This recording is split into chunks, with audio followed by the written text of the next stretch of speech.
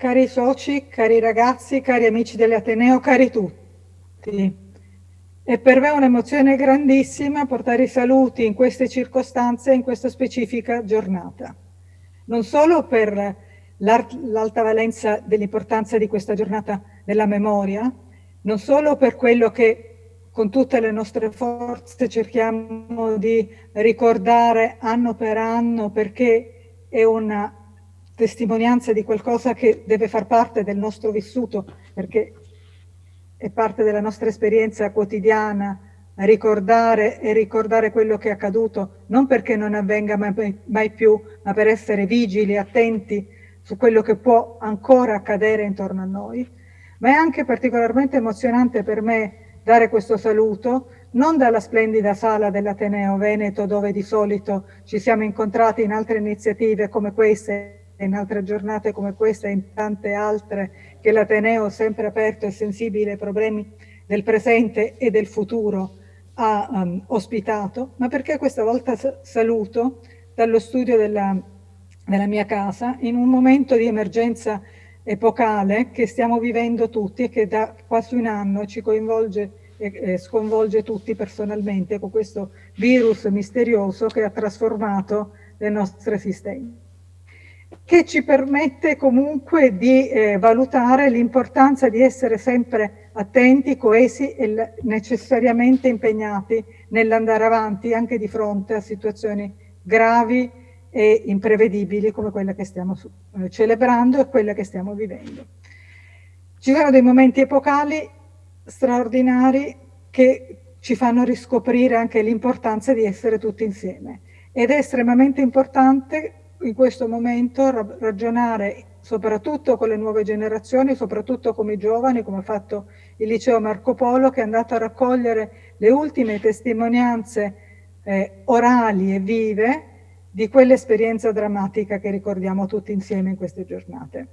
L'Ateneo è presente e vivo in questo momento come in tutti gli altri momenti, e tra le iniziative che l'Ateneo ha proposto c'è anche la visione del film Giona che visse nella balena, che è proprio una delle testimonianze più poetiche e drammatiche che io personalmente ho visto su questa storia drammatica che ha coinvolto e sconvolto la vita di molti di noi.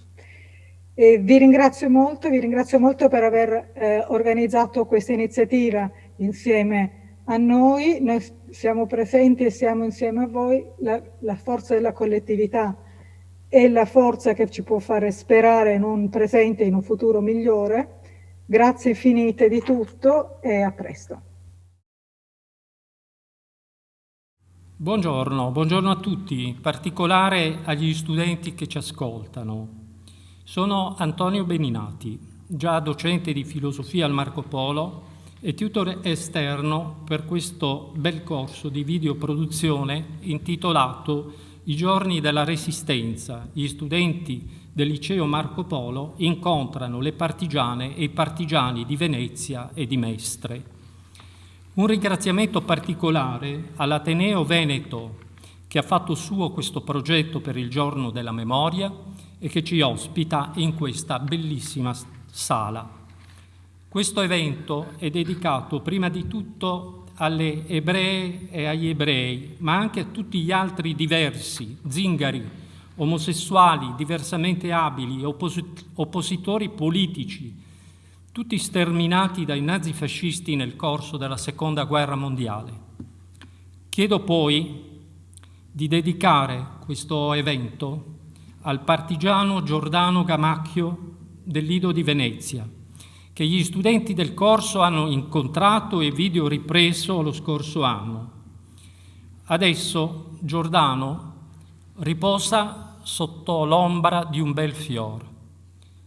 In quanto tutor esterno di progetto, devo menzionare gli apporti del docente responsabile del percorso per le competenze trasversali e per l'orientamento, professoressa Alessandra Faccioli, del liceo Marco Polo di Venezia, che ci ha seguiti dal primo minuto, al docente tutor interno, il professore di storia Dino Costantini, così come voglio ricordare l'insostituibile contributo di Fabio Riso, tecnico di laboratorio del liceo. Ora passo la parola al professor Nicola Ardolino, che in questa sede rappresenta il liceo Marco Polo. Dopo il professor Ardolino interverrà il presidente dell'ANPI, sezione Sette Martiri di Venezia, il dottor Gianluigi Placella, che è qui con noi. In successione sarà poi trasmesso un breve audio che ci ha inviato la dottoressa Maria Cristina Paoletti, presidente dell'ANPI Erminio Ferretto di Mestre. Vi informo che al termine delle proiezioni dei filmati sarà possibile metterci in contatto telefonico con alcuni partigiani protagonisti del video registrato dagli studenti. La parola adesso al professor Ardolino. Grazie. Buonasera a tutte e a tutti, in particolare agli studenti del mio liceo classico Marco Polo. Grazie all'esperienza dei percorsi per le competenze trasversali e l'orientamento, PCTO, denominato così, il nostro liceo Marco Polo ha l'occasione di entrare in contatto con alcune importanti realtà del territorio veneziano, come il prestigioso Ateneo Veneto e l'ANPI. L'istituto del PCTO offre l'opportunità di fare esperienza diretta, lavorativa per certi versi. Ha come scopo quello di mettere a frutto le competenze che studenti e studentesse maturano dentro e fuori la scuola, ma anche di offrire attraverso l'esperienza un orientamento universitario e di vita per il dopo. Il vantaggio per gli enti che ospitano studenti e studentesse in PCTO è quello di far conoscere l'importanza delle proprie istituzioni, così da creare continuità alla propria finalità storica e istituzionale. Il sostegno e la collaborazione a progetti come quello che viviamo oggi sulla Resistenza e la Shoah fa crescere nei nostri ragazzi la consapevolezza che il loro percorso di studi non è astratto, ma si incarna in una realtà, si fa storia, assume la storia per consegnarla alle generazioni future. Così loro diventano i nuovi custodi e testimoni dei valori sociali e culturali sedimentati in queste istituzioni per il bene comune. Ecco, a nome del liceo Marco Polo e della sua dirigente Maria Rosaria Cesari, ringrazio il presidente dell'Ateneo Veneto, l'ambasciatore Giampaolo Scarante, per il sostegno che questa prestigiosa istituzione veneziana ha dato per questa importante esperienza. L'ANPI di Venezia, nella figura del dottor Gianluigi Placella, e l'ANPI della sezione di Mestre, nella figura della dottoressa Maria Cristina Paoletti, ricordando però anche il compianto Giordano Bruno Gamacchio Bianco, per la continua opera di sensibilizzazione presso le nostre scuole alla storia della Resistenza. Il collega professor Antonio Beninati, che mai potrei chiamare ex, perché continua ad essere supporto essenziale per il suo istituto per momenti come questo. E un grazie riconoscente alla professoressa Alessandra Faccioli, che si è fatta carico di questa importante esperienza. Grazie. Grazie professor Ardolino, grazie. Adesso do la parola al dottor Gianluigi Placella, presidente dell'ANPI sezione Sette Martiri di Venezia. Prego, dottore. Buongiorno. A nome della sezione Sette Martiri di Venezia e dell'Associazione Nazionale Partigiani d'Italia ringrazio la dirigenza, i docenti, gli studenti, i tutor, i tecnici del liceo Marco Polo per quanto hanno realizzato. E ringrazio naturalmente anche l'Ateneo Veneto che, come sempre, offre tutta la sua disponibilità per le iniziative di civismo della città. Questo contributo che l'ANPI ha voluto sostenere è molto significativo, sia per il tema che ha affrontato, sia per le modalità in cui è stato svolto. Per il tema, in quanto è una priorità dell'ANPI portare nelle scuole, attraverso le testimonianze dei protagonisti, la conoscenza di ciò che sono state le responsabilità e i delitti contro la persona perpetrati dal fascismo, affinché i ragazzi di oggi possano prendere atto della differenza abissale tra le oppressioni istituzionalizzate di quel regime e le libertà offerte dal sistema democratico in cui vivono nei tempi presenti. Una differenza che, una volta recepita, diventa antidoto verso le nostalgie, verso gli idoli di quel sistema. Un mondo dalle regole crudeli, fondato sulla convinzione che alla vita abbiano diritto solo i più forti. Un sistema che istituzionalizza la prevaricazione. In tutta evidenza, il contrario della visione solidale della nostra democrazia costituzionale. Conoscere e applicare la nostra Costituzione è concretamente educarsi all'antifascismo e realizzarlo nei comportamenti. Una conoscenza che con ogni mezzo nella nostra sezione ci occupiamo di diffondere. Questo compito, direi questo dovere, nei confronti di chi ha combattuto, lo sentiamo ancor più necessario quando da più parti si richiede di impedire l'ingresso nelle aule alla voce della nostra associazione, che è poi la voce dei partigiani e delle partigiane che hanno patito sofferenze e morte per liberare l'Italia dal fascismo. E ciò è tanto più necessario quando vediamo che molti esponenti delle istituzioni anche locali, non per superficialità, leggerezza o ingenuità, bensì con un progetto preciso, tendono a distorcere i fatti del passato per presentare quell'epoca come innocente e quindi come innocuo il ripresentarsi anche in altre forme di quella ideologia. Il secondo motivo per cui abbiamo sostenuto questo progetto sta nella modalità scelta per trattare il tema, una modalità che la tecnologia sta valorizzando sempre di più.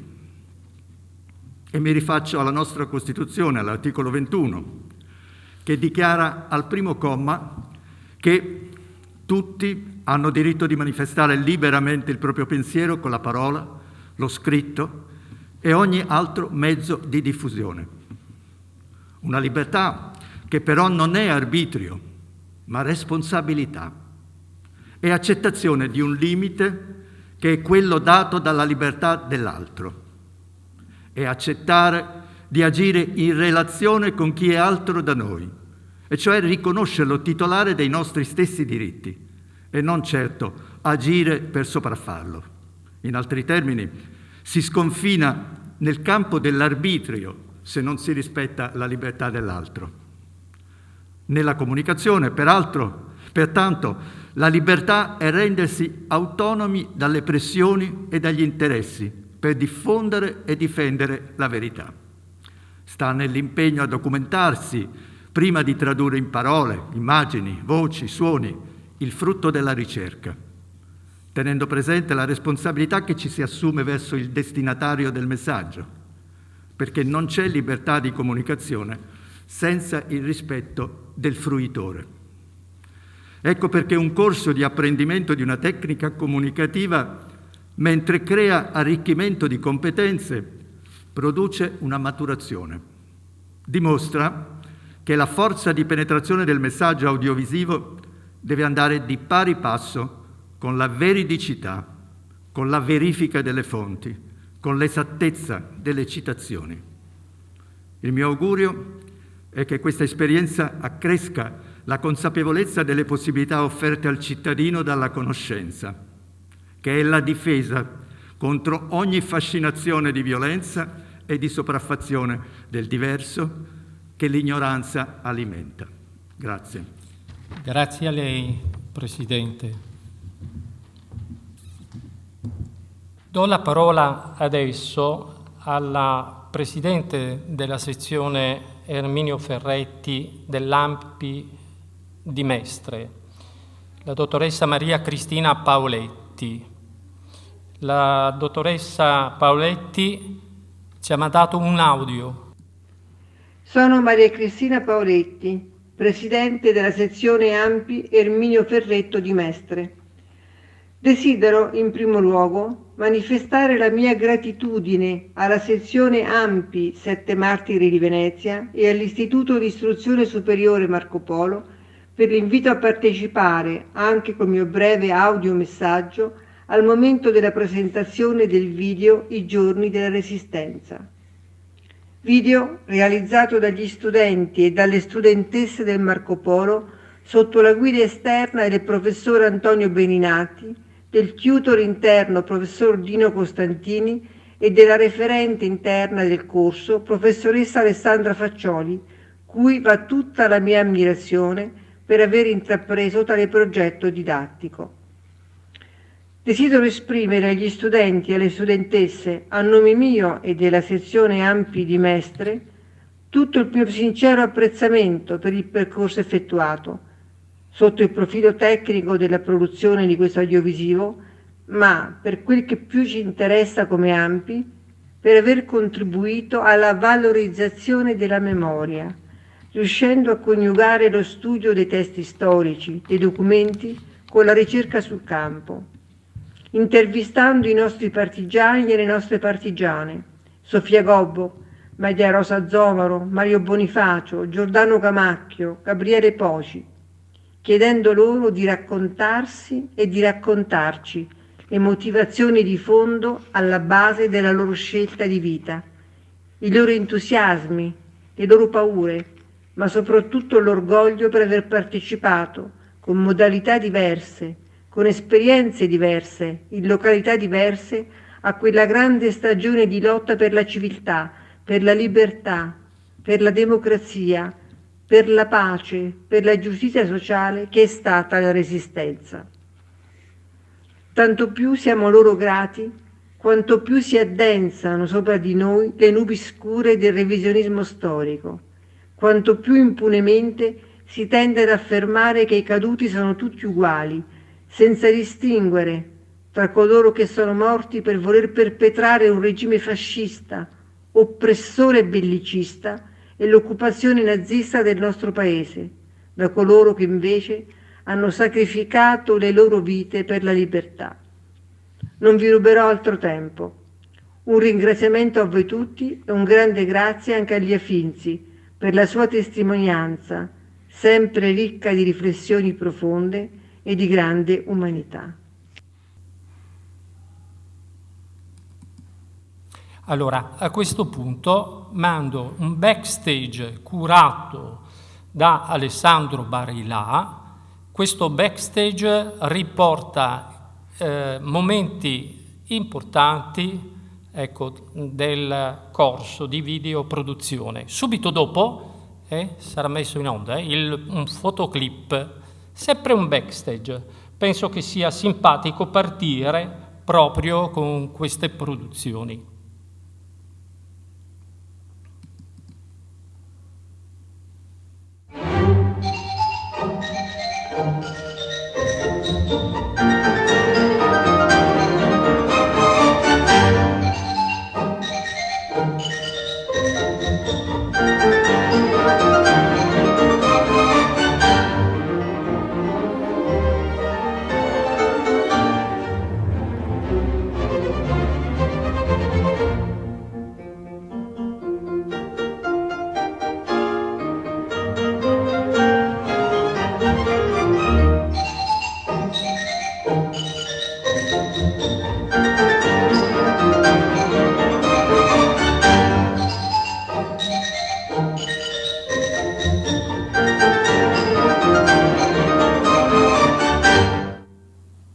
Ecco, grazie a Alessandro Barilà. Faccio vedere il fotoclip.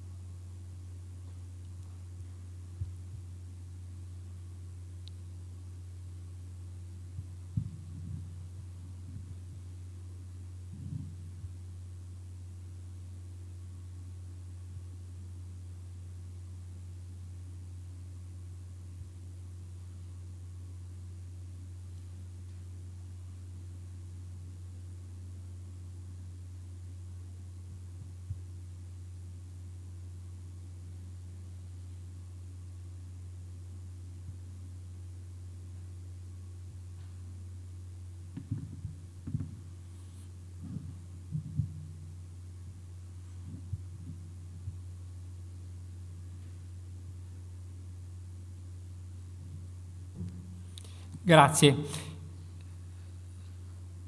Per il giorno della memoria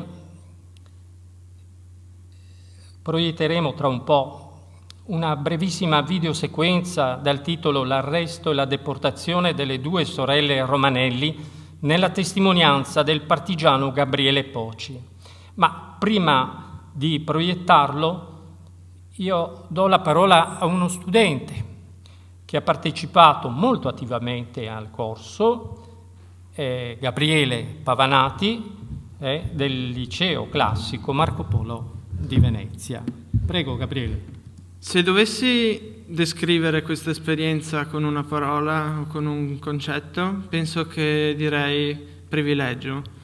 Come generazione la mia è l'ultima, probabilmente, che avrà mai la possibilità di apprendere direttamente, di entrare in contatto con la generazione dei partigiani. Il patrimonio che ci viene tramandato, il patrimonio storico che viene tramandato tramite i racconti in prima persona così dettagliati, così accurati di queste persone è indescrivibile ed è nostro compito da ora in poi portarlo avanti, tramandarlo alle generazioni successive in modo che non si dimentichi mai e poi mai quello che è successo e che si possa continuare a condividere questa conoscenza in futuro. È stata anche un'esperienza molto soddisfacente dal punto di vista delle conoscenze tecniche, in cui io personalmente sono molto interessato e sono estremamente soddisfatto. Grazie, grazie. Ora proiettiamo appunto una brevissima videosequenza dal titolo L'arresto e la deportazione delle 2 sorelle Romanelli nella testimonianza del partigiano Gabriele Poci. Il video è stato girato nell'aula docenti del liceo Marco Polo. Intervista e riprese sono degli studenti.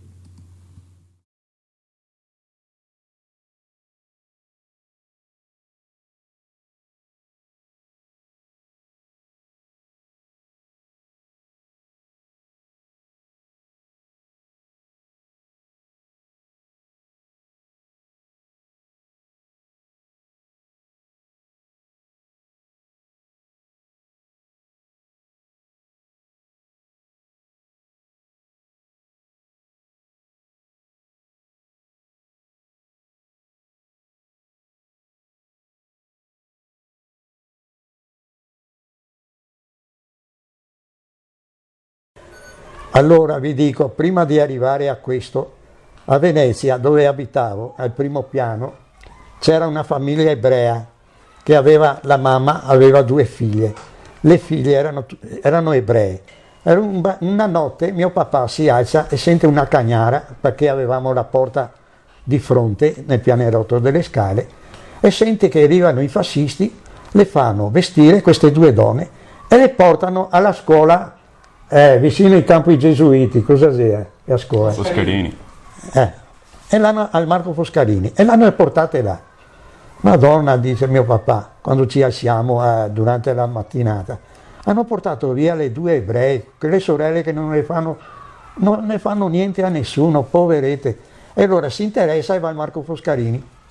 E al Marco Foscarini, dopo qualche giorno, le dicono: signor Poci, perché mi chiamo Poci di cognome, guardi che 2 o 3 giorni che non mangiamo, non avreste qualcosa da portarci da mangiare, che non ci danno niente qua, siamo qua tutti che aspettiamo, che dobbiamo andare in Germania per lavorare, ci hanno detto. Allora mio papà ha detto: adesso andrò a casa a vedere cosa si potrà avere a casa. Ma avevamo tutte le cartelle annonarie, tutte le cose che non si aveva da mangiare. Però mia mamma ha detto: c'ho 2 o 3 uova, le faccio 2 uova sode e 2 o 3 patate lesse, l'unica roba che avevamo in casa. Pane non ce n'era, era tutto razionato, no? Perché eravamo in tempo di guerra. Allora un bel giorno andiamo, anzi dopo il giorno dietro, mia mamma dice: vieni anche tu Gabriele, dai che andiamo a provarle. E mi mette su una tovaglia queste 2 uova sode e un po' di patate. Non so neanche se c'era sale e olio, perché in quei tempi là non c'era niente.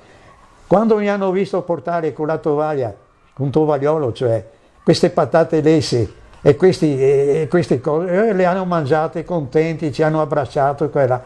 E poi ha detto adesso ci porteranno in Germania perché dobbiamo andare a lavorare. Allora li abbiamo salutati, siamo venuti a casa e via. Mio papà cosa ha fatto? È venuto a sapere che li portavano in stazione alla ferrovia. A un certo momento, allora mia mamma ha detto: vieni Gabriele, anche te che andiamo a salutarli che partono, vanno in Germania. Allora una mattina siamo andati su e se volete vedere il ghetto che c'è delle figure in bronzo, è proprio vero del treno merci, dove mettevano dentro le mucche e i maiali. Erano dentro donne, uomini, bambini e bambine. Poi sono venuti i tedeschi, hanno chiuso gli sportei del treno, il capostazione ha dato il via e se ne sono andati. Non le abbiamo più viste, ci hanno salutato dalla porta ringraziandoci che avevamo contribuito con 2 uova e un po' di patate.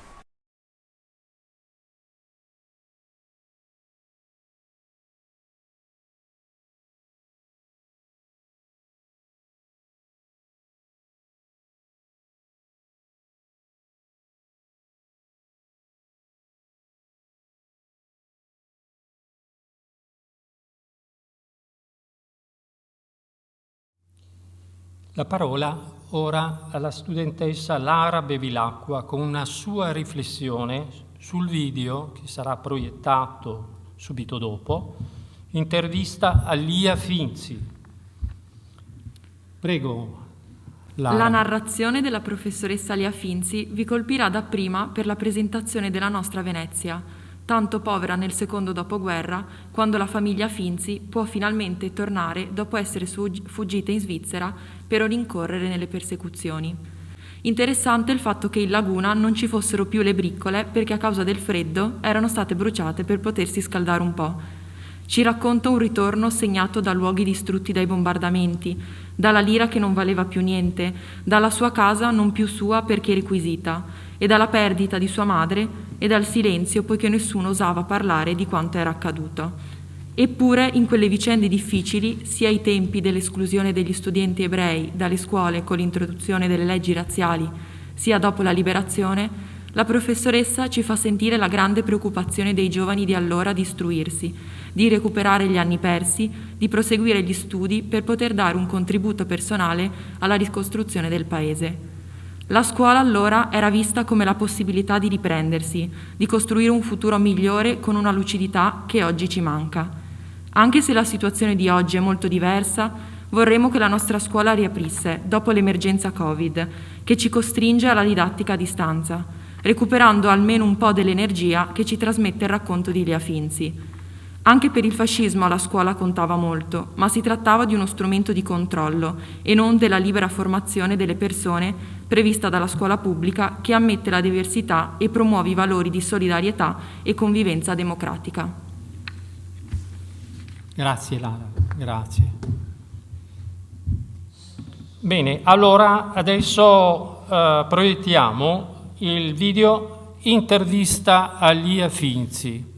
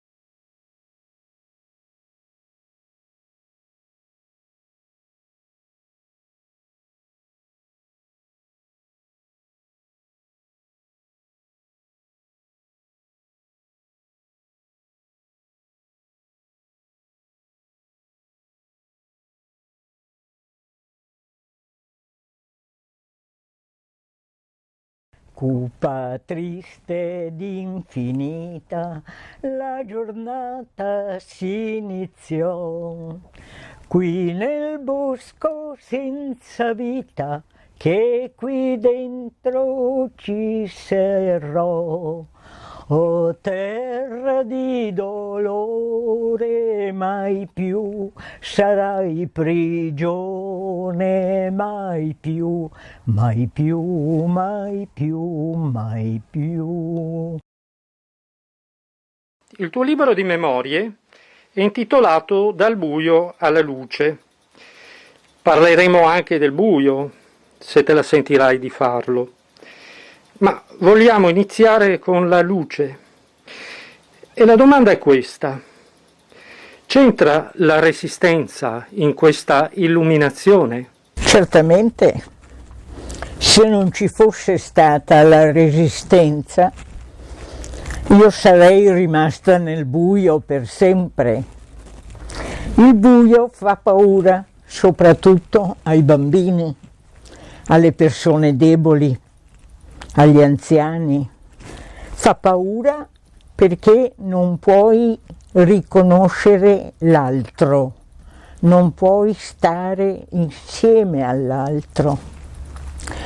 Per fortuna, appunto, o per il coraggio, meglio dire, dei partigiani, si è illuminata la situazione.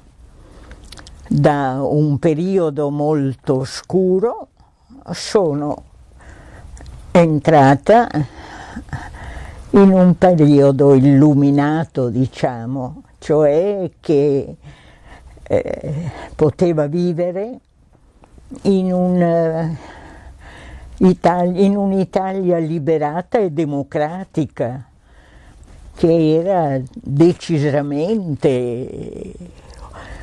diventata antifascista e quindi che dava ampio respiro alle persone che avevano vissuto situazioni estremamente difficili durante il fascismo.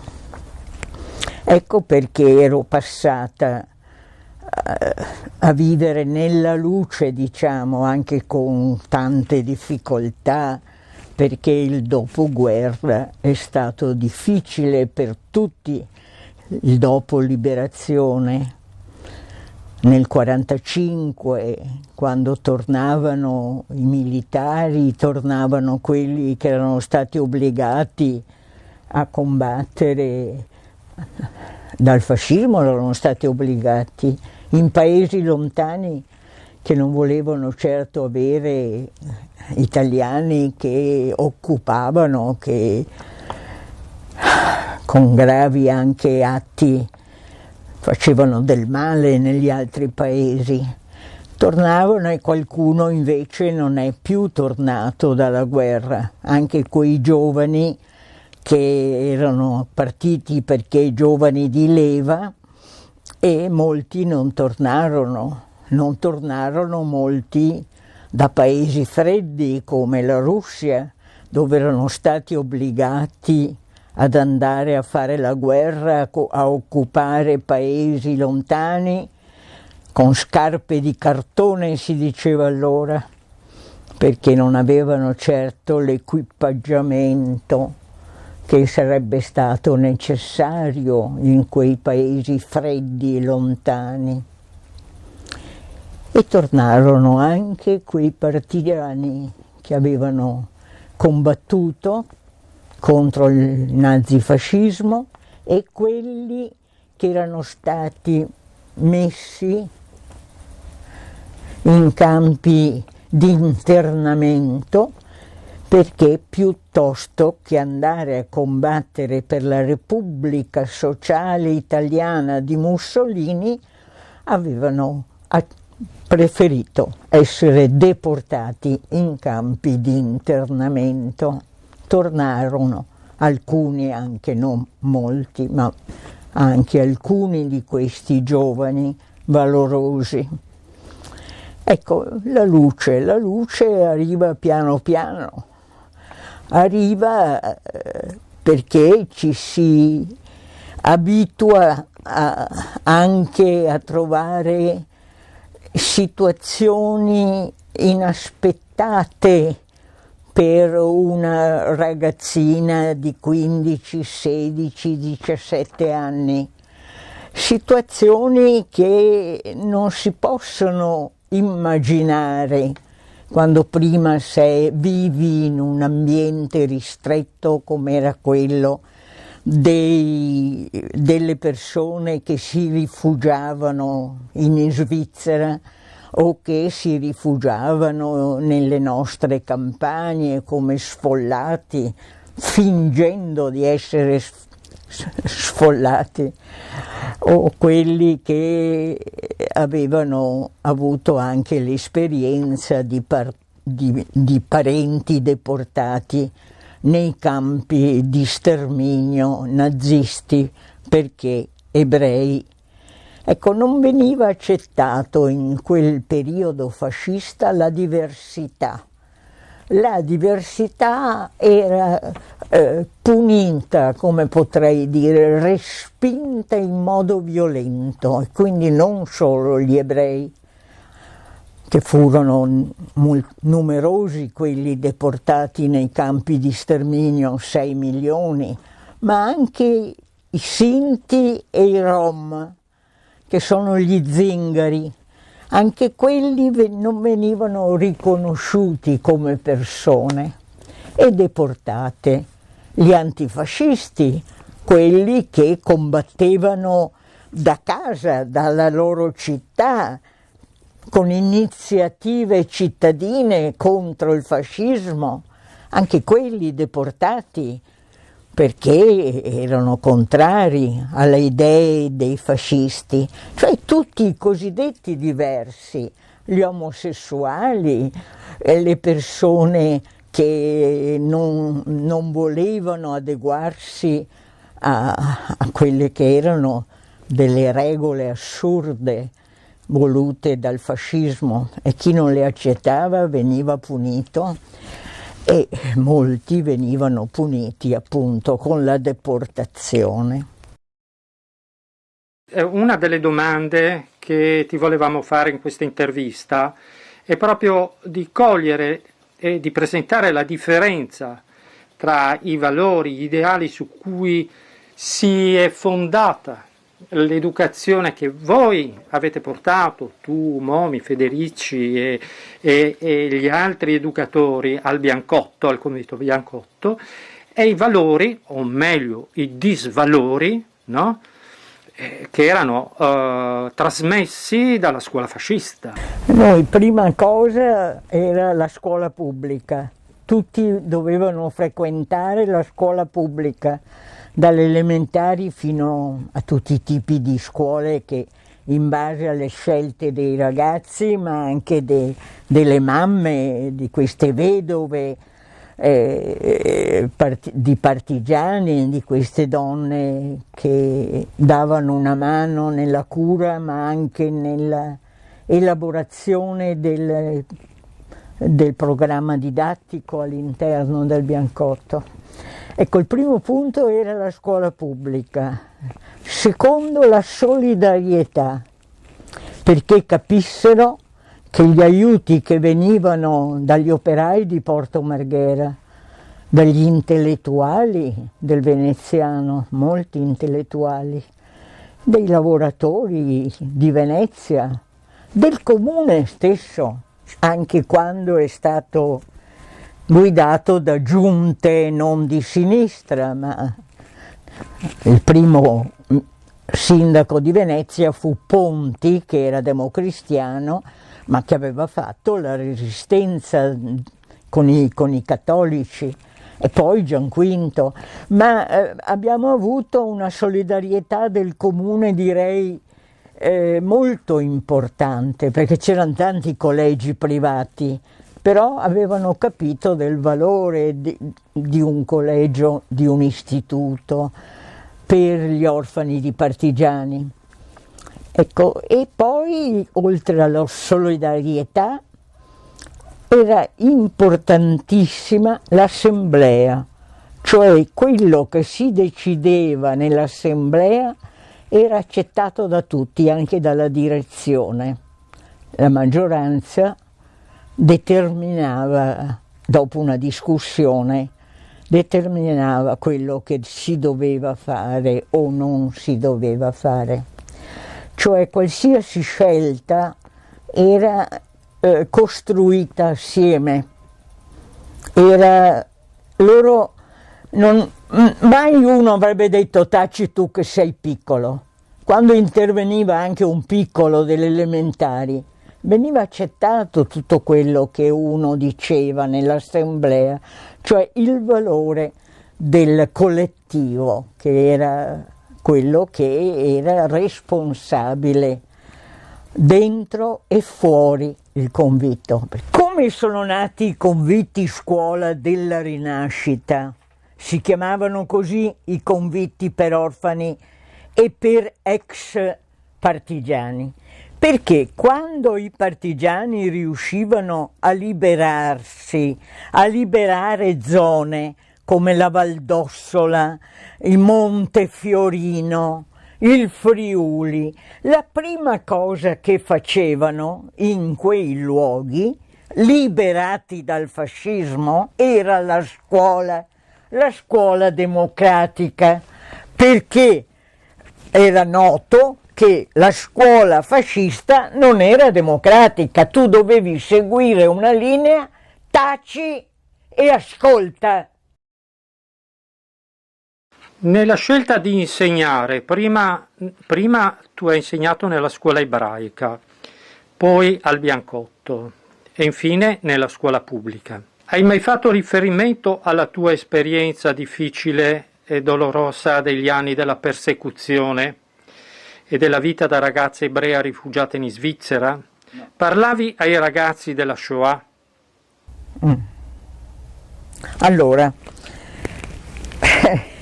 no, non parlavo, perché fino agli anni 70 nessuno parlava di quelle esperienze.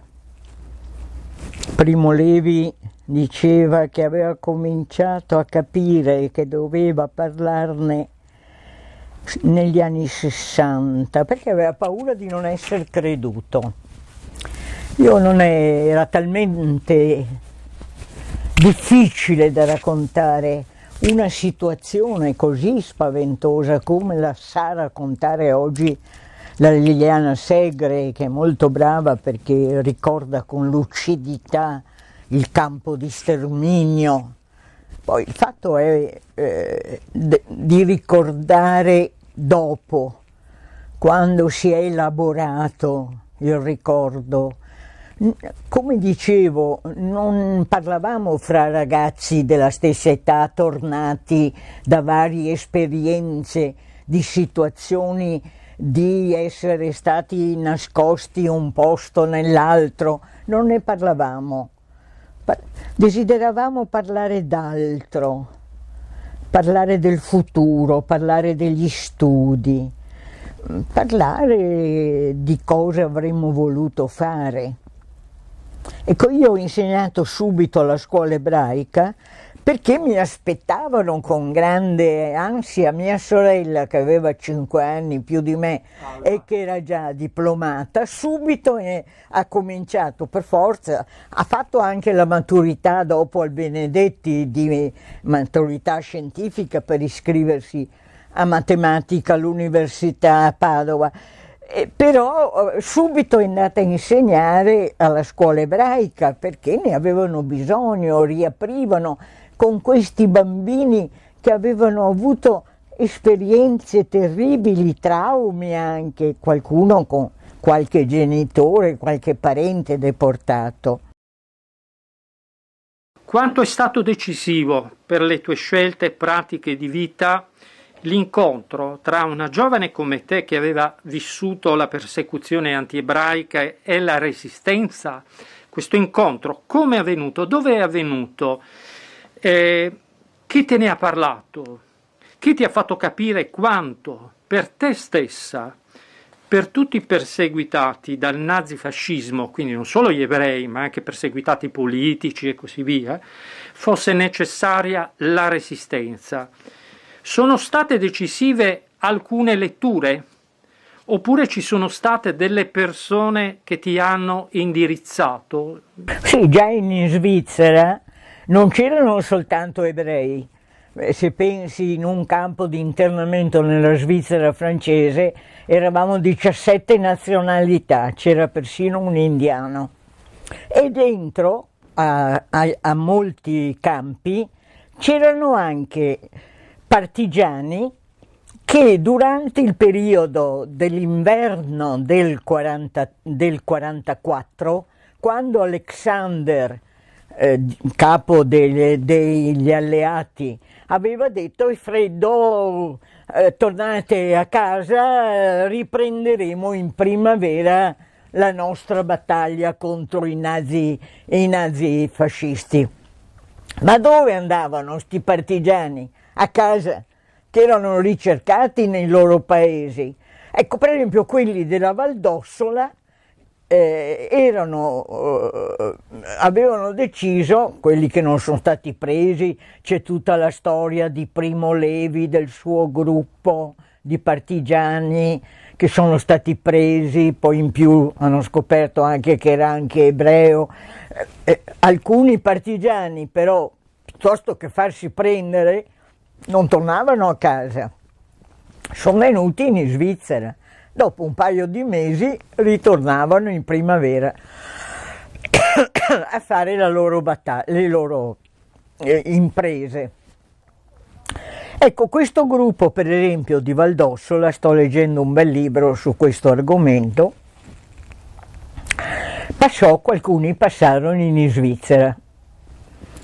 E vedi caso, siccome erano prevalentemente comunisti, gli svizzeri, che sono sempre molto moderati, li mettevano in campi di punizione. Appena passati, noi sapevamo che c'era a Friburgo un campo di punizione, ma pensavamo per qualcuno che non si adeguava alle ordinanze degli svizzeri. No, mettevano questi partigiani in campo di punizione solo perché magari erano delle brigate comuniste. Io a Montreux, in un campo francese, sì, della Svizzera francese, ho conosciuto due partisan maquis francesi, Bernard e Maurice, che lavoravano con me nell'orto e mi hanno insegnato a cantare Bandiera Rossa. Erano molto... Ma come, non sai Bandiera Rossa? Parlavano un italiano maccheronico e mi hanno insegnato Bandiera Rossa e non vedevano l'ora di tornare a fare i partigiani. Erano i primi mesi di febbraio, mi pare, e difatti improvvisamente sparirono dal campo ed erano evidentemente tornati. E questo succedeva, che così ho imparato che esistevano questi partigiani. Li ho visti, ci sono stata assieme, mi raccontavano le loro storie. Questi due fratelli, Maurice e Bernard, avevano avuto una sorella uccisa dai nazisti, quindi mi raccontavano queste storie. Erano racconti che mi facevano entrare anche in un altro aspetto di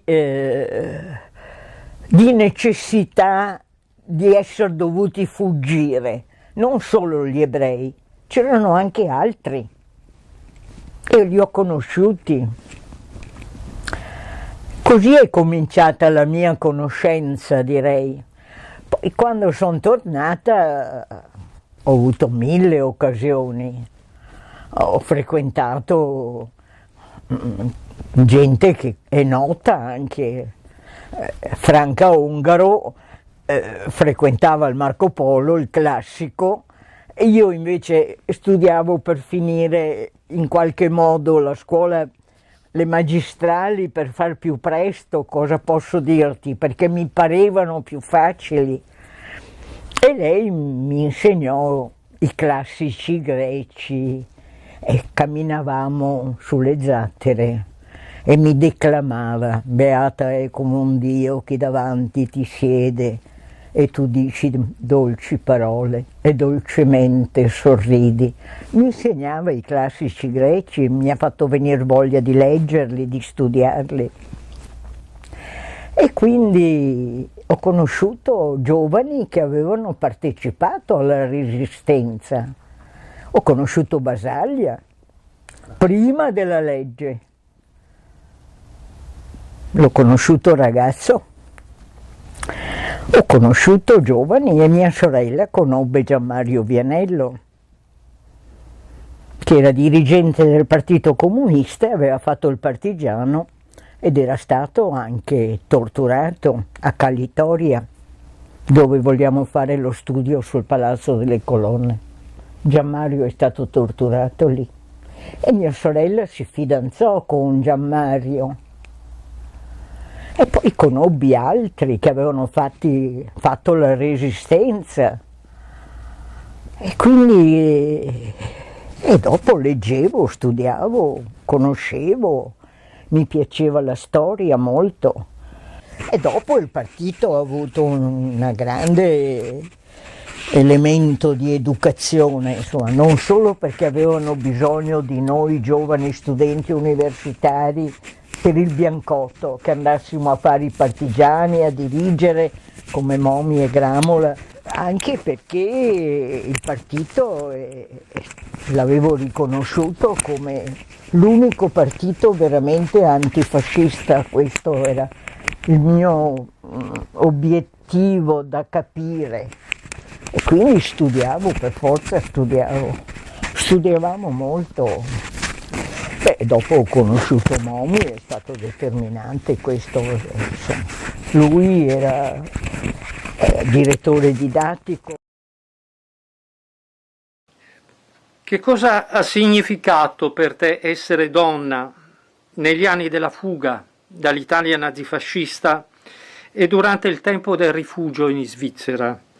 E che cosa significava essere donna nella tua attività politica ed educativa al Biancotto, politica qui a Venezia, nei primi anni del secondo dopoguerra?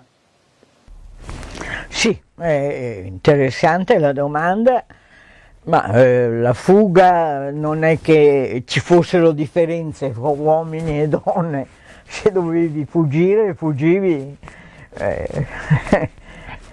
I genitori cercavano certamente in primo luogo di salvare i figli, maschi e femmine che fossero.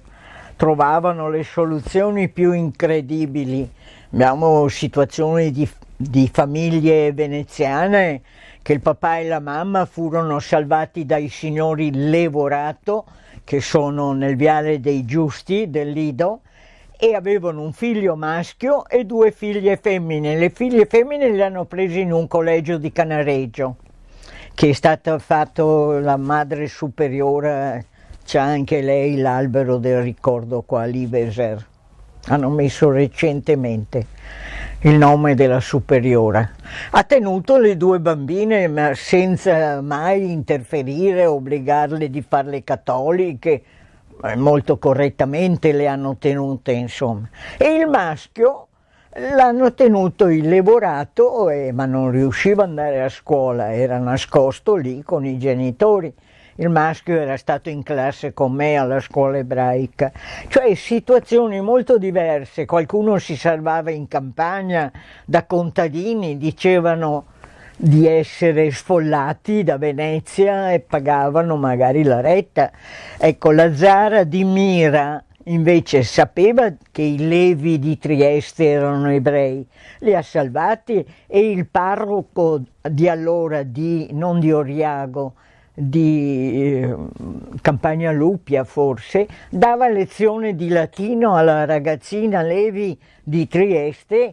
Anche loro sono fra i giusti a Gerusalemme, sul viale di Yad Vashem, sul museo che ricorda le persone che hanno aiutato, e furono ben più di 700 gli italiani che aiutarono gli ebrei e sono ricordati a Yad Vashem nel Museo di Gerusalemme. Quindi ci sono stati degli italiani solidali, coraggiosi, perché chi aiutava un ebreo faceva la stessa fine di quell'ebreo. C'erano i manifesti per la strada dove si leggeva che chi aiutava un antifascista, un partigiano o un ebreo faceva la stessa fine. Chi invece li denunciava avrebbe avuto un compenso. Per un ebreo 5.000 lire, era una cifra enorme allora. Per un'ebrea 3.000, quindi ho imparato che le donne valgono un po' meno, sempre. Un uomo 5.000 di premio, una donna 3.000 se la denunciavi e 1.000 per un bambino. Questo era il manifesto per le strade. Quindi era coraggioso chi aiutava, molto coraggioso, perché poteva fare la stessa fine dell'ebreo o dell'antifascista o del partigiano. Venivano mandati nei campi di sterminio. Quindi ho imparato a conoscere anche queste persone, a sapere che ci sono, a leggere libri su di loro. In Svizzera come ragazza, come donna lì? Dovevi pelare patate tutto il sacro giorno quando eri di turno. Gli uomini invece non pelavano le patate? Facevano altri lavori. Mio papà in un campo è stato cuoco, che non aveva mai fatto il cuoco. In un altro era responsabile della pulizia del campo. Lavori vari. Per concludere, ci canti la canzone che cantavano i partigiani rifugiati a Schwarzsee e che tu ricordi nel tuo libro di memorie che hai ricordato prima? Cupa, triste ed infinita, la giornata si iniziò, qui nel bosco senza vita, che qui dentro ci serrò. O terra di dolore, mai più sarai prigione, mai più, mai più, mai più, mai più. È passato ormai l'inverno, primavera tornerà.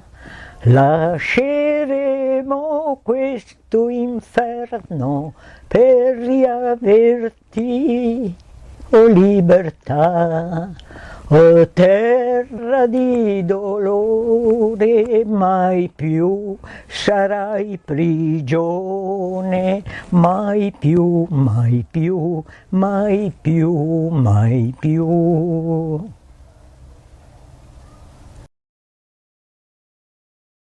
O terra di dolore, mai più sarai prigione, mai più, mai più, mai più, mai più. È passato ormai l'inverno, primavera tornerà.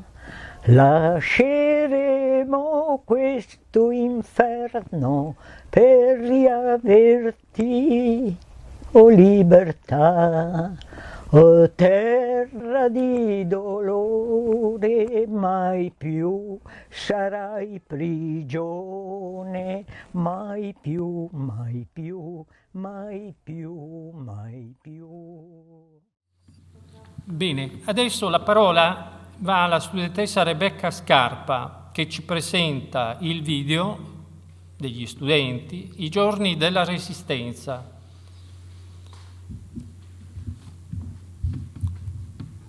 Prego Rebecca. Organizzare le interviste a partigiane e partigiani di Venezia e di Mestre, che sono stati disponibili a raccontare la loro storia, è stato molto coinvolgente, innanzitutto sul piano emotivo. Il tema delle persecuzioni razziali e della resistenza, che erano in precedenza temi storici affrontati a scuola o sentiti distrattamente in qualche racconto di famiglia, sono diventati un'esperienza viva e ricca. Ho avuto la possibilità di fare domande e di ascoltare direttamente la voce di coloro che hanno vissuto attivamente quei momenti decisivi, coloro che poi, per tutta la vita, hanno riflettuto su quegli eventi, trasmettendoci tutta la loro saggezza. Ho imparato molto, non solo per sapere ciò che è stato, ma per affrontare con lucidità il nostro strano presente, in cui, nonostante tutto, riemergono e sono frequenti episodi di razzismo, antisemitismo e fascismo.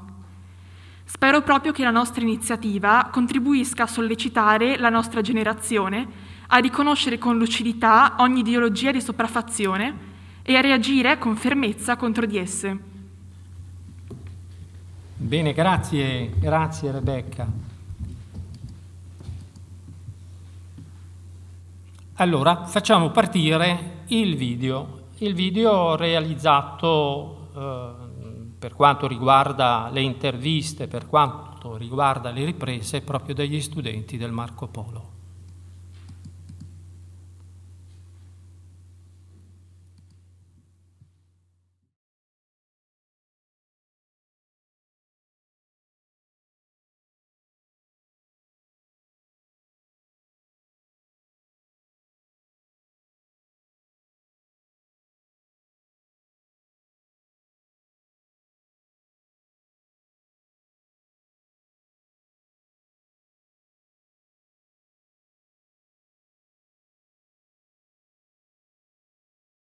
Attraverso valli e monti, eroico avanza il partigian per schiacciare. Com'è arrivata la scelta di entrare nella Resistenza? Non era semplice entrare nella Resistenza, però l'anno fatale per la mia scelta futura, insomma, era il 42. Era l'anno in cui mi sono allontanata gradualmente dalla terza media che facevo, che frequentavo a Pirano, e si chiamava d'avviamento, perché volevo continuare gli studi, che però dovevo andare alle magistrali a Trieste, e così andai a studiare per prepararmi privatamente il latino e altre materie. Era un professore. Perché questo professore insegnava a casa? Perché era un sorvegliato speciale, era stato un socialista negli anni 20, era stato maltrattato, gli avevano dato l'olio di ricino e per vivere insegnava in casa. Fino a quel momento la mia educazione era venuta attraverso la scuola fascista, naturalmente. Qui ho le pagelle dove voi potete vedere le materie erano tutte incentrate sul regime. Tant'è vero che non esisteva la parola conflittualità, critica, dissenso, perché il motto del fascismo era fatto da 3 verbi: credere, obbedire e combattere. Attraverso valli e monti. Io mi ricordo benissimo dove e come è successa questa cosa. Per iscriversi all'Università di Padova bisognava avere il diploma di liceo, del liceo. Volendo fare questa cosa andavo a lezione privata da un professore che era autodidatta e un giorno mi ha rivelato che si erano organizzati in consiglio i partigiani, non solo, che c'era il Comitato di Liberazione Nazionale Alta Italia, di cui lui era presidente per il territorio di Vittorio Veneto, eccetera, e che nel comune dove abitavo io c'erano già 2 persone che facevano parte del Comitato di Liberazione Nazionale di là e che avrebbero avuto bisogno di una staffetta per le comunicazioni e le relazioni con i piedi del Consiglio e con i gruppi di pianura, e io ho accettato e ho incominciato così, insomma, la mia attività. Volevo sapere qualche cosa in più sulla sua esperienza scolastica, di studentessa. Credere, obbedire, combattere, no? Il Duce ha sempre ragione, no? C'era scritto fino a... Ecco, il Duce ha sempre ragione. Allora, naturalmente c'era il sabato fascista. Sabato fascista vuol dire che il sabato pomeriggio bisognava andare nel campo sportivo, si facevano le donne alle donne facevano fare esercizi con i cerchi, con le clave, eccetera. I ragazzi invece avevano il moschetto, libro e moschetto fascista perfetto. Sulle pagelle, che io ne ho anche, sulla pagella scolastica c'era libro e moschetto fascista perfetto, capito? Cioè tutta l'educazione fascista era in funzione della guerra. Ma ci avevano molto istruito a scuola, perché la guerra ci sembrava, ci avevano fatto credere che era l'opportunità migliore per l'Italia. Ci facevano cantare delle canzoni e ci facevano leggere delle poesie, perché per fare la guerra ci vuole il consenso, ma ci vuole anche il nemico. Per fare il nemico ci vuole l'odio. Come prima domanda volevamo chiederle cosa l'ha spinta ad entrare nella Resistenza. Ma è difficile dire cosa c'era un complesso di ragioni, di motivi, eccetera. Direi che forse bisogna partire dall'8 settembre 1943, perciò pochi mesi prima, che il fascismo era stato molto più apparire che non essere. Ecco, questa idea subito che tocca a tutti i giovani praticamente. In quel momento comincia il cosiddetto antifascismo di guerra. C'è questa generazione di giovani che è andata in guerra fascistizzata dalla scuola che comincia a aprire gli occhi. Allora, Gabriele, ci potresti raccontare quali sono i motivi che hanno portato a raggiungere la montagna e unirti ai partigiani? Ero un ragazzo giovane che avevo degli amici che i papà erano un po' socialisti, diciamo, e si giocava a San Giovanni e Paolo tra ragazzi di 13, 12, 14, 15 anni. Arriva un giovanotto di 20 anni e ci dice: ragazzi, sapete che vi arriverà una cartolina di precetto? E cosa sarebbe? Che dovreste andare a scavare le buche con i tedeschi. Allora ha detto: piuttosto di andare a scavare le buche sotto i tedeschi, andate in montagna. E in montagna dove? Con i partigiani. Andiamo in montagna, andiamo con i partigiani. Dopo qualche giorno, o il giorno dietro, se non mi ricordo, perché parlo del 44, del 1944, in luglio, ci siamo trovati in 3, io, Giorgio e Sergio, mi ricordo, che erano più grandi anche di me di qualche anno, e siamo partiti da San Giovanni Paolo. A casa avevo rotto un salvadanaio, mi sono portato via un po' di soldi di moneta che avevo e basta. Ma io frequentavo, andando verso questa periferia dove abitava, con dei ragazzi un po' più grandi, questi ragazzi che si preparavano alla maturità come voi, i quali, quando eravamo in un posto isolato, dicevano: sapete che ascoltiamo Radio Londra. Era proibitissimo ascoltare Radio Londra. E loro dicevano: guardate ragazzi, dicevano, che abbiamo sentito che non stiamo vincendo, come a scuola ti dicono con le bandierine, che andiamo sempre avanti su tutti i fronti. Stiamo perdendo sia a El Alamein in Africa e sia a Stalingrado. Era proprio il periodo di Stalingrado. E allora io comincio a tirar su le orecchie. Ma quando trovavo le mie ex compagne della terza, con quelle non parlavo mai perché avevo proprio paura di rivelare certi segreti. E poi accade l'8 settembre, no? Una giornata eccezionale, incredibile, ma noi la chiamavamo il ribalton. Fu un vero ribaltamento. E io facevo parte di una cellula giovanile comunista di studenti, ma c'era anche un operaio, ecco, e che eravamo già armati tutti fino all'8 settembre. L'8 settembre è facile procurarsi armi. Ecco, questa cellula alla fine del marzo 1944, primi di aprile, si trasforma in un gruppo di azione partigiana.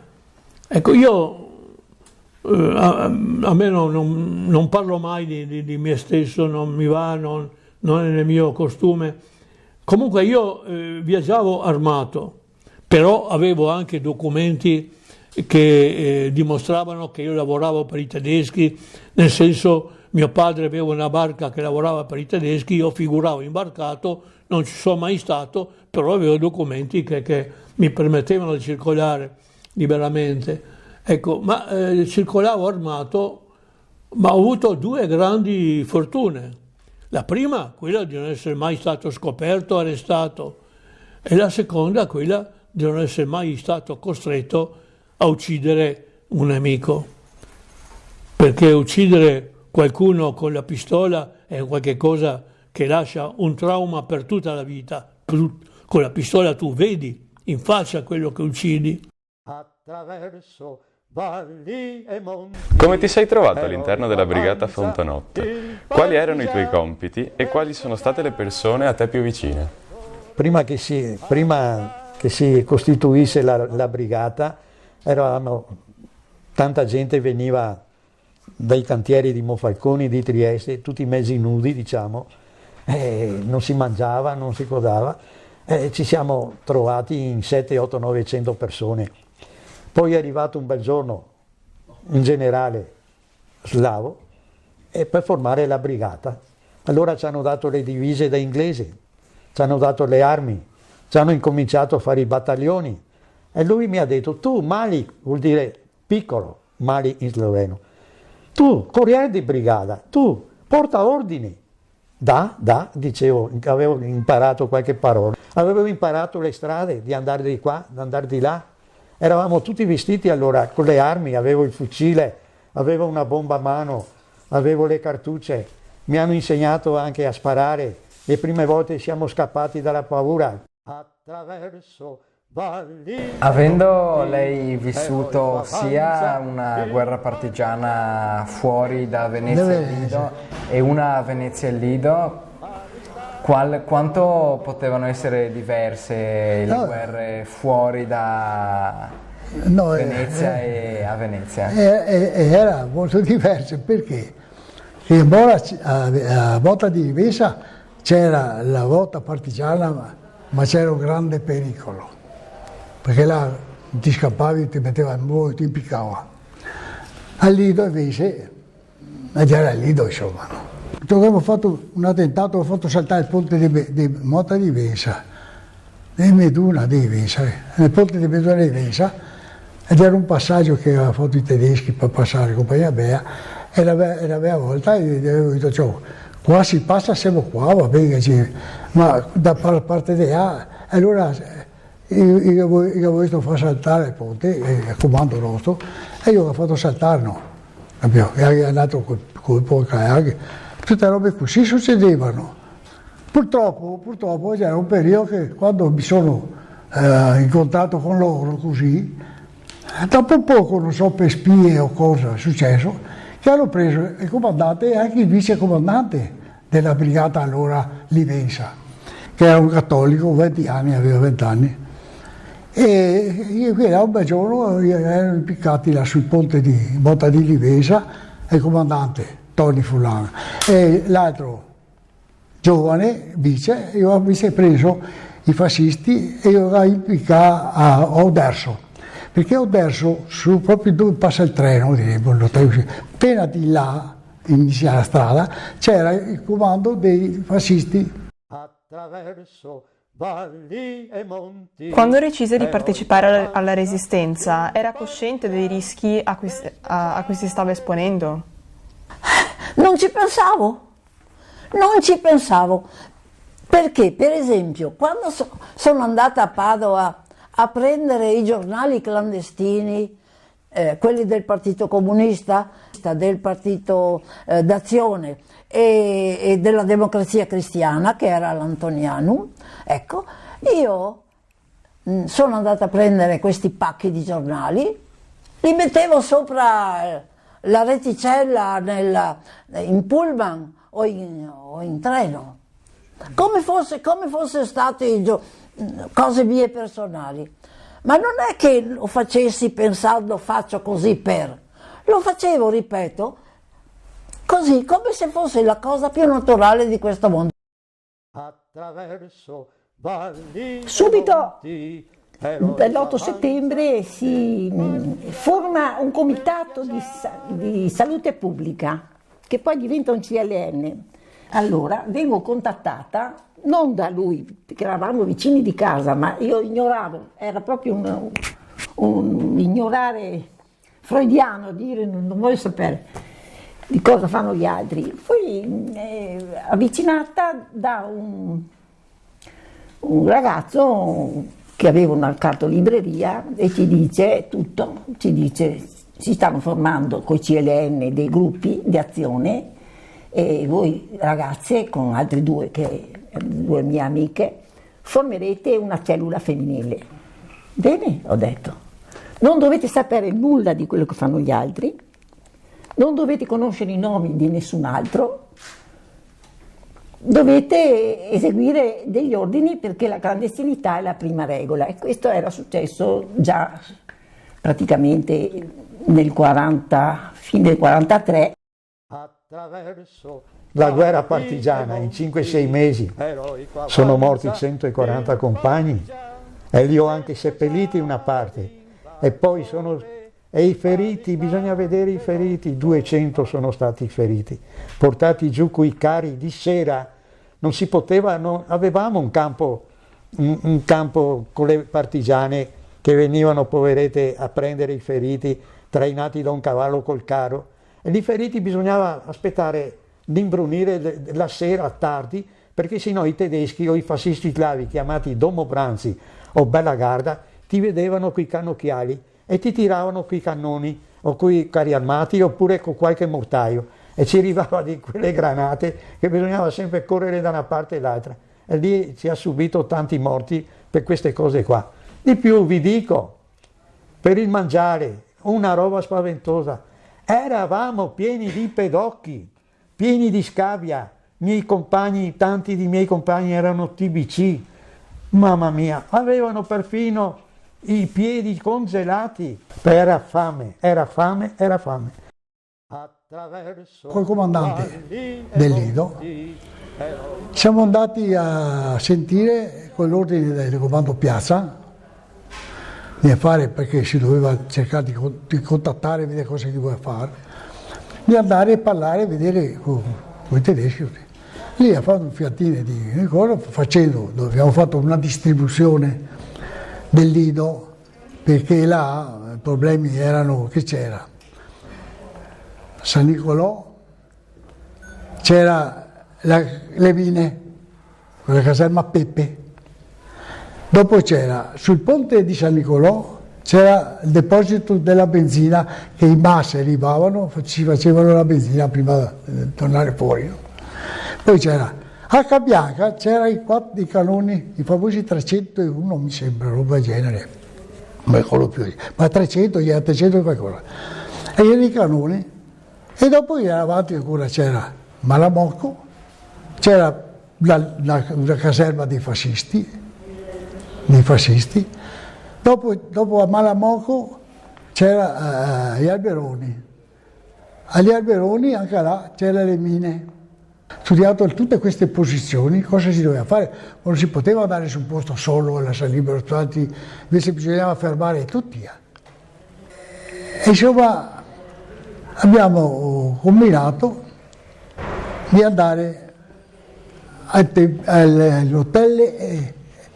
all'hotel Castelli, che è in Viale, e dato dentro il comandante nostro, un altro vicecomandante, e c'è dentro loro. Dopo mezz'ora che poi ha finito di parlare, mettersi d'accordo, viene fuori e mi dice, si sarebbe però la resa, ma gli fa gli anglo-americani, perché noi riconosce le brigate partigiane. però si arrendono, ma non noi altri. E ci vengono due inglesi, all'aeroporto, ci arriva all'aeroporto di Mosca, mi ha detto lui qua macchina, io mi portai ai capelli e ci andai dentro. Mi altri ci portai fuori, praticamente. Dopo mezz'ora ci vieni fuori e mi fa dire, allora dice che si ha reso, e lì le due inglesi ci vengono a dare un documento con la resa e cos'altro, e noi altri mi dai il compito di portarli in Piazza Roma, perché in Piazza Roma era la raccolta dei prigionieri. Quanti erano? Una ottantina, 70-80 c'erano, non mi ricordo bene il numero. Erano quelli del comando? Sì, c'era rimasto. E ci andava bene perché consegnai tutti, portai tutti in Piazza Roma. È vero che si misero a cantare? E mi accompagnai al piazzello, l'imbarcadero 1, il Vaporetto. Sì. E là io imbarcai, c'è poi a Canaeta, per andare verso Piazza Roma. E quando ci ha messo a cantare, c'ho sti qua, ma sfegatai. Ma cantava, pareva da essere sulla gita. Di quei cantava io ho visto, ci abbiamo messo a ridere, io rideva. Erano contenti di tornare? Sì, era buono, per me sì. Ci racconti l'incontro con Bruno Stocchetto a Brotna Cupi vicino a Lubiana?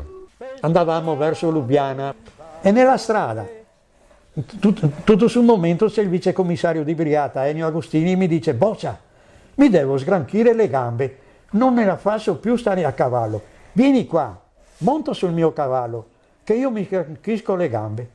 E mi sono restato a bocca aperta a vederlo che viene giù e mi dice: dai, monta su. E mi dà anche il mitra. Così. E allora a un certo momento vado verso sinistra e per la strada arriva una carrozza e sento uno che mi chiama. Mi avvicino a lui e mi dice: ma ti, chi ti sei? E ti, chi ti sei? E miso di Venezia, manca miso di Venezia, oh madonna. E l'incontro con Bruno Stocchetto, che lo chiamavano col nome di battaglia Venezia. In quel momento appunto il nemico era il tedesco, il nemico era il nazifascismo, era un qualche cosa, è un tumore ben visibile, il male non era facile sfuggire a questa sensazione ed era facile invece orientarsi in questo senso. Ecco, c'era una lotta, in tutta l'Europa contro questo male che voleva dominare il mondo, il nazismo. Il nazismo parlava della creazione di un Reich millenario, uno Stato millenario, e noi sentivamo appunto questa spinta, di reagire contro questo, fare la nostra parte per anzitutto arrivare alla pace al più presto possibile, ma soprattutto poi per finirla con il nazifascismo. Come ti aspettavi di contribuire quando sei entrato nella Resistenza? Come? In che modo ti aspettavi di contribuire? Ah beh, guarda, cercavo di contribuire al massimo possibile. Guarda, quante volte qualcuno ha anche fatto la domanda: ma ti sei mai pentito di aver rischiato la pelle, ne valeva la pena? No, ne valeva la pena, perché era una questione di civiltà, sentivamo appunto di combattere per la civiltà, per cui anche a costo della vita. Tra l'altro io ero convinto di non uscire vivo da quella vicenda, convinto di essere, di morire in quella lotta, e avevo una grande paura anche, che non è che fossi un incosciente. Avevo sempre una grande paura, paura di essere scoperto, paura soprattutto della tortura, perché era la prassi normale la tortura, e di non saper resistere alla tortura, di svelare i nomi dei compagni. Ecco, ma eravamo decisi anche a dare la vita, ecco, per quello era una situazione tragica. Ti sei mai pentita della scelta? Perché pentirmi? Perché mi dovrei pentire? Io in genere, prima di fare una scelta, ci penso, no? Cosa fatta a capo A? Cosa ha fatto a Capo A? Poi perché dovrei pentirmi? In fondo io con la mia piccola attività ostacolavo i tedeschi in fondo, quindi sì, insomma, facevo quello che avrebbero dovuto fare tutti, perché non è che Hitler ci trattasse molto bene. Ti sei pentito di aver fatto questa scelta o di qualche azione negativa? No, niente, no, non mi sono mai pentito, anzi ormai ero talmente orgoglioso di essere insieme ai miei compagni, non avevo neanche tanta paura, ormai la grande paura mi è passata nei primi momenti, nei primi combattimenti, più avanti che andiamo, che arrivavano le granate, eccetera. Purtroppo mi è arrivato anche delle granate che ho perso la conoscenza e sono rimasto anche da solo. Ha mai esitato prima di entrare nella Resistenza? Prima non sapevo che esistesse neanche la Resistenza, non potevo esitare. Quando me l'hanno detto ero entusiasta. E se ne è mai pentita? No, assolutamente, assolutamente. Io non avevo paura come lui, per esempio. Non ho mai avuto paura, perché pensavo che noi eravamo ragazzi di 14-15 anni. I fascisti li vedevamo, ma nella mentalità non solo dei fascisti, ma di tutto come posso dire, l'educazione che avevamo avuto era che le ragazze, le donne non avessero quel valore, non avessero quell'impegno, non potessero assolvere certi... E quindi io pensavo che mai avrebbero sospettato di noi che andavamo a prendere questi oggetti, se avevamo un'arma. Eravamo tranquille. Com'era la condizione della donna in quel periodo? Per farti capire la condizione della donna, ti faccio leggere solo questa pagella. È una pagella della classe quarta e tra le materie ce n'è una: lavori donneschi e manuali. Per le donne c'erano i lavori donneschi e manuali e nelle medie c'erano lavori donneschi per le donne e lavori e esercitazioni tecniche per i maschi, cioè c'era già la diversità. La condizione della donna era quella che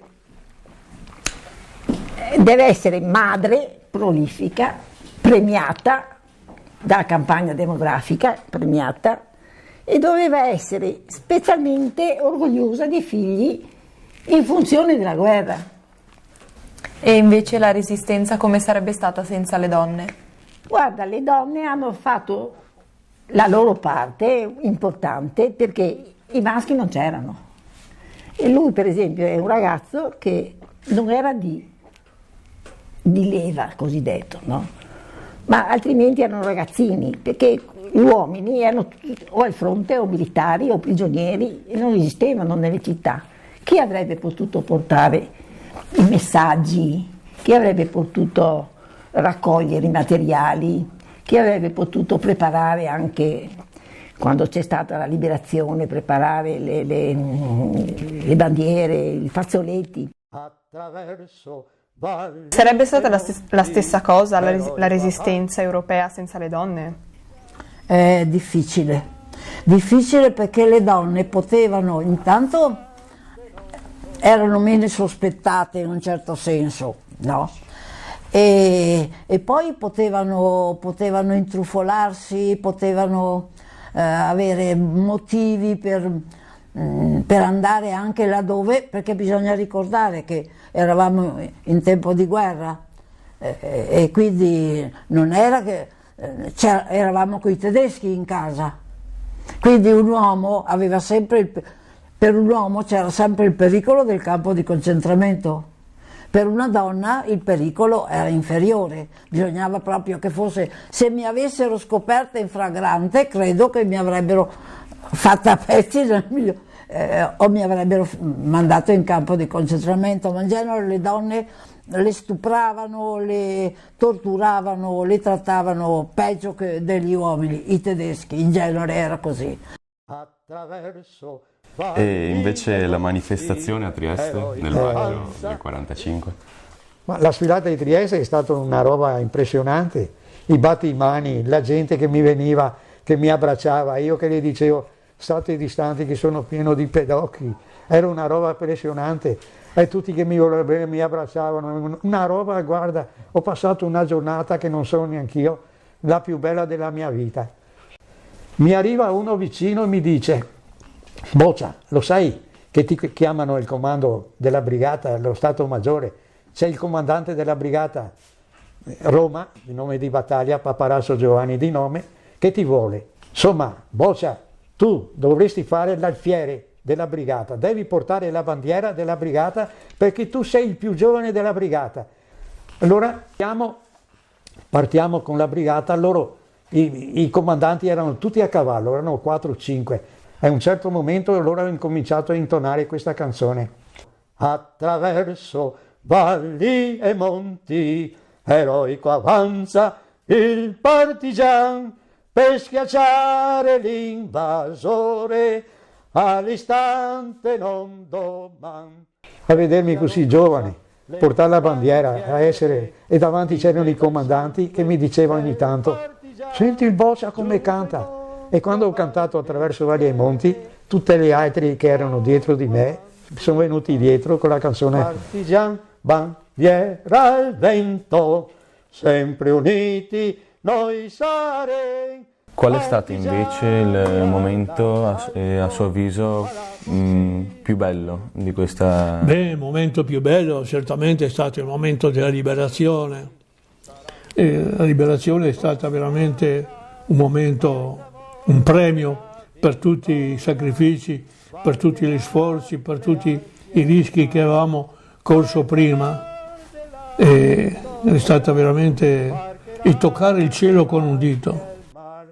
Combattiamo per vendicare tante infamie e atrocità, combattiamo perché l'Italia viva in pace e in libertà. Attraverso valli e monti, eroico avanza il partigian per schiacciare l'invasore, all'istante non doman, e si arrossa le bandiere tinte dal sangue del partigian, giù dai monti a Valdeschiere, sotto il fuoco avanti van, partigian, bandiera al vento, sempre uniti noi saremo, partigiani all'assalto, alla conquista del terreno. I nemici e i traditori saranno puniti con la char, al clamor della vittoria varcherà le Alpi e il mar. Al clamor della vittoria varcherà le Alpi e il mar. Bene, adesso facciamo una pausa perché vediamo un po' di chiamare i partigiani, se riusciamo. Dovete sapere che la Sofia Gobbo ha più di 100 anni, 101, quanti ne aveva quando siamo andati a casa sua? Buongiorno. Sono Antonio Beninati del Liceo Marco Polo. E lei è la Sofia che abbiamo intervistato lo scorso anno. Allora, eccola. Allora abbiamo... Sì, ecco, noi abbiamo tanto piacere di sentirla.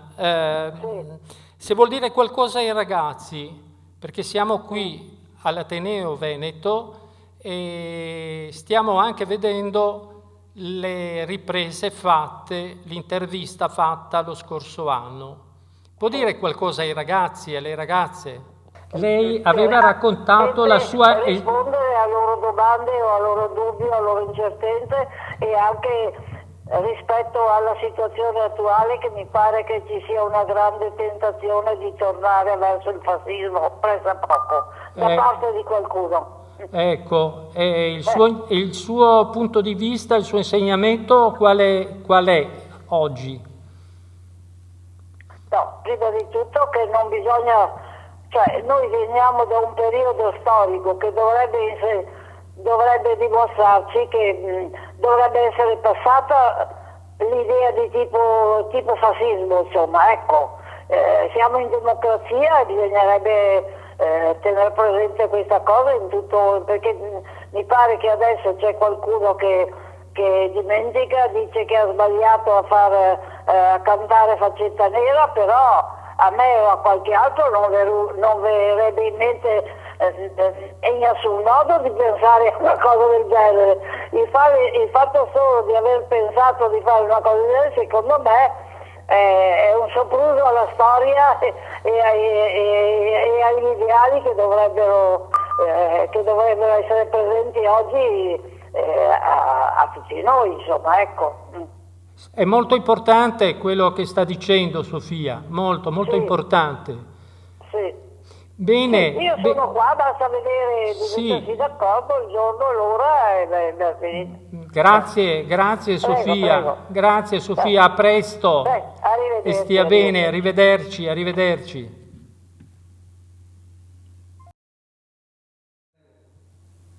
Allora, adesso proviamo a sentire i due partigiani, Mario Bonifacio e Maria Rosa Zomaro. Maria Rosa, pronto? Io sono Antonio Beninati. Ciao caro. Ascolta. Ti sento, hai ricevuto la mail, sai che stiamo facendo la presentazione. Ecco, intanto volevamo salutarvi. Bene. Ecco, e se avete da dire qualcosa agli studenti, perché siamo qui all'Ateneo Veneto a presentare il video realizzato lo scorso anno, dove ci siete anche voi, ecco. Oggi, questo, adesso? Sì, in questo momento noi stiamo facendo una registrazione, per cui ci farebbe piacere intanto salutarvi e ringraziarvi per aver prestato le vostre testimonianze e poi se avete qualcosa da dire sulla situazione attuale, che è molto bello insomma sentire. Ma quando questo? Subito o domani? No, adesso, perché noi stiamo in registrazione adesso. Perché Mario adesso è andato a dormire, adesso fa fatica a alzarsi e mettersi al computer, capisci? Ti basterebbe al telefono forse. Allora tu ci saluterai tanto Mario, tanto. Sì, ma senz'altro glielo dico. Ecco, va bene, ascolta, per noi comunque è stato un piacere e vi ringraziamo tantissimo, ecco, di averci accolto nella vostra casa e di averci... Sì, va bene, ma adesso cosa dobbiamo fare in questo momento? Dici che dobbiamo parlare, ma devi dirmi, praticamente io vorrei salutare questi ragazzi, fare gli auguri di buon studio. Ecco, sì, basterebbero soltanto i tuoi saluti, basterebbero. Va bene, io li faccio allora. Bene. I ragazzi ti stanno ascoltando, i ragazzi. Ah, che bravi. Vabbè, comunque io ricordo che mi ha fatto un'intervista e li voglio salutare e dire che praticamente non ho conferenze che possono imparare tanto e quindi li voglio anche vedere domani mi collego, sai? Va bene, ci sentiamo, ciao. Senz'altro. Ciao Maria Rosa, ciao Maria Rosa. Tutti quanti, grazie, Ciao. Bene, dopo aver sentito i nostri partigiani e aver avuto modo di rivedere le interviste, risentire le interviste con loro, ringrazio qui intanto l'Ateneo Veneto che ci ha ospitati. Ringrazio il professor Ardolino, il liceo Marco Polo, ringrazio anche il presidente Gianluigi Placella e Maria Cristina Paoletti, ringrazio tutti i colleghi che ci hanno aiutato in questa iniziativa e soprattutto gli studenti che sono stati i veri protagonisti. Vi ringrazio per la cortese attenzione e arrivederci.